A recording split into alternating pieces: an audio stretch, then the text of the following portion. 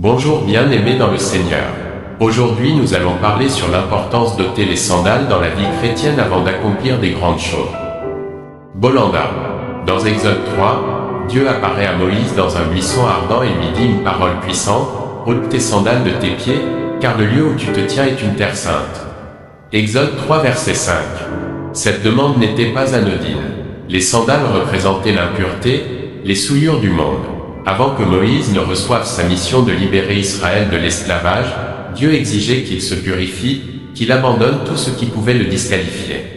Aujourd'hui, Dieu nous parle de la même manière: ôte tes sandales.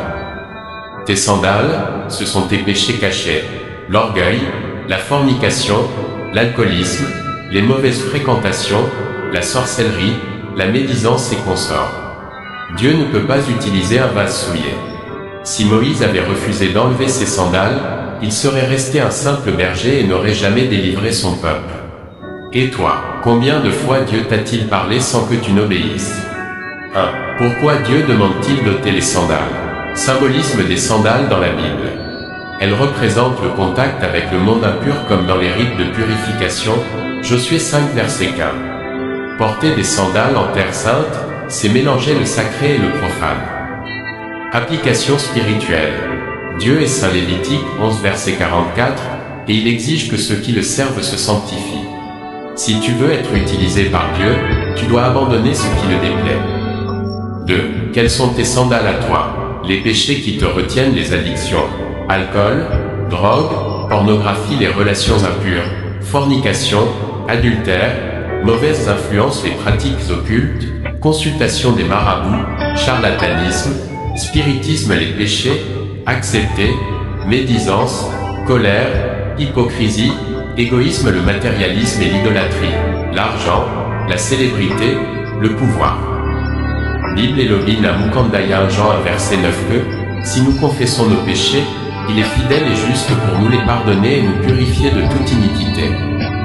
3. Les conséquences si tu gardes tes sandales. Tu rates ton appel, comme le jeune homme riche qui a refusé de tout quitter, Matthieu 19 verset 22. Tu restes dans l'esclavage spirituel, tu ne pourras pas délivrer ta famille si toi-même tu es lié.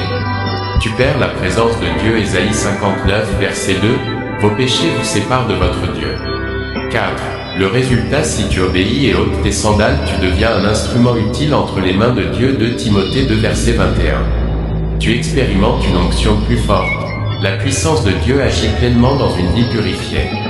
Tu peux briser les chaînes dans ta famille, comme Moïse, tu seras un libérateur.